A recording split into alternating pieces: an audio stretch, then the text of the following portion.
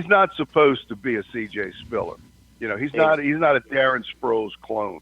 He's a good guy to have because he can help you out in a pinch. But when they're using Travaris Cadet like they were supposed to use C.J. Spiller when they signed him, I figured that it was a short period of time that Spiller was still going to be around.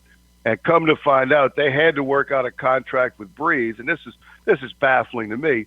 They had to work a contract out with Breeze, not because they want to get more players or not because they want to extend his contract. They had to leave enough salary cap space so that they could cut C.J. Spiller. Really? I mean, yes, that's why they did the contract, to give them enough cap space to be able to cut people.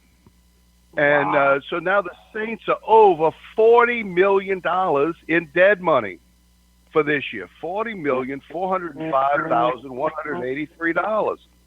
They're cutting. You know, they're working out, and that's when Max Unger, when they worked out his contract. Now both of them, that should have been done. No questions asked. Right. You know, you need to be strong up the middle. That's two great players right up the middle. But they had to do the Breeze deal so that they could eventually cut a C.J. Spiller because they didn't have enough. They didn't have enough salary cap space to do that. That is just talk about shaking my head with so many of the moves that indeed they have made.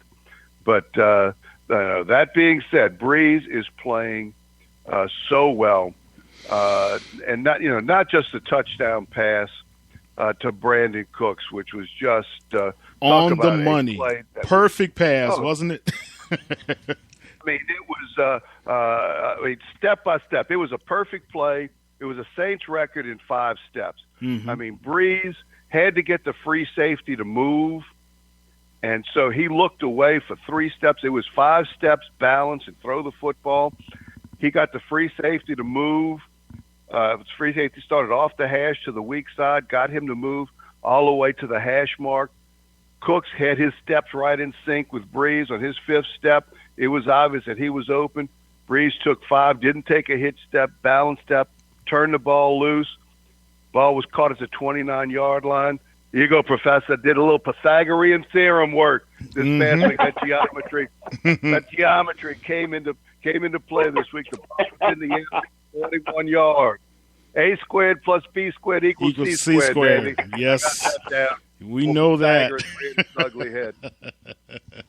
Well, I wanted to ask you a question, Dan. I'm going back to that Craig Robinson, and that's when I got really, really upset because I said, here these officials are going to steal this game from this team. And I told Kyle, I just cannot, I don't have the patience with football a lot of times anymore because these officials, to me, are just doing stuff that are hurting teams. And they need to be fined or fired because that play was just, to me, as you stated, I'm trying to figure out what on earth, why would he even throw a flag on that play when this game is in jeopardy like that? Why would you even do that? It just, that's the stuff that just sticks with me like, this stuff is getting out of hand. I'm like, why in the world would you, at a game that's going down to the wire, would you do something in this ball that's over this man's head and you call this pass interference like that? And when that happened, I'll be honest with you that I knew, I said, thanks for getting ready to lose this game. This is how the team was in the 70s and the 80s and even more recently finding ways where the games are lost. I just don't like to see a team lose a game by an official that makes these kind of calls. And, that's the thing I see now. The officials, have too much leverage at their hand at times, and I know we need them. But something like that, they should have been like, let's review this before, because this game is on the line, and I just don't like that autonomy of power they have in that area. And why? And the official that actually had the better look was the line judge, who was in front of the play. The field judge who was on that sideline was behind the play. All he could see was the guy flopping. He couldn't see if there was contact or not. And why the other official didn't rule that the ball was uncatchable. Exactly. Because it didn't hit all the way by the dotted line. Exactly. The white around the field is 6 feet, so that's 2 yards. Then it's another 2 yards you'll see that there's a dotted line that goes around the field. That tells the media and everybody else where they have to stand outside. It's a yellow line in the Superdome. That's where the ball guy was. The ball's hitting at his feet, 4 yards out of bounds, if not 6 yards out of bounds. And, just horrible. I mean, as a coach, you try to say that officials don't determine the outcome of games. Well, guess what? I'm not coaching anymore. The officials determine the outcome of games. And this was certainly one of them. Yeah. Well, one other thing that's concerning to me is I know the time on the clock is usually when the officials have the right to review plays, right? When are we ever going to get to a point where coaches have at least one challenge of a bad call from an official like that, not just on the fumble or something to that nature, on the call itself? When can the officials ever start to be reviewed themselves by the other officials in New York? I really would like to see that game plan at least implemented, in some of these games. At least one, give the teams at least one time they could be able to challenge an official. That would be crucial, So, but anything. That would be interesting, and I doubt that that's ever going to happen. No, they're never going to do that. Not under Goodell. Because they're trying to limit it as much as possible, and they certainly wouldn't want to question the judgment of an official. We know. Well, number one, if an official had good judgment, he wouldn't be an official. So that's the first sign of poor judgment right there. You feel strongly about this, Coach? I've studied this a long time, and I have many good friends who are officials, and that's where I got the idea from. If we really had good judgment, we wouldn't be officials. But they are reviewed. But it would seem to me that New York, who keeps track of all this stuff, should have a bug in the referee's ear and should be able to communicate with them and say, hey, go check with your buddies. I'm not certain if this was catchable or not. And to be able to communicate with New York and give them some type of overview. Everybody needs to have a central resource. The rules get to be so complex, especially in the NFL and even college now. The high school rules are much simpler, and that's intentionally done that way. They won't change a rule just to change a rule if there's multiple exceptions to things. They'd rather have a bad rule that can be administered correctly than a perfect rule that can't be administered well. But everybody needs to have some type of supervision in case something crazy happens. Just look at the Oklahoma State game was it Western Michigan? Oh, with that the extra play they gave them. They should have had, an untimed down. They have 7 officials on the field. They have 8 in college because they have an extra official. They have 2 replay officials up in the box, and none of them communicated to anybody that, hey, this does not provide you with an untimed down. And they need to have that in the NFL so that if there is an obvious error that can be seen from New York, that they can communicate with the crew that, hey, you really need to review this yourself. Do you think it's because the NFL is so much catering to time? We've got to have these games shorter, and that's why they're putting more of a priority on not having as many reviews as possible in the game? That's certainly got to be a part of it.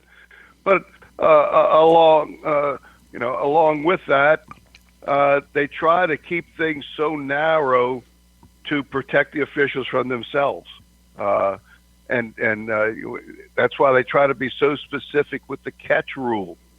That they try to take as much judgment out of things as they possibly can, which leads to a bunch of different exceptions. I mean, the catch rule hasn't been changed in the last year, even with the controversy they've had over it, because you're trying it in the language of the law to be so particular that that officials are less prone to make a mistake because of that.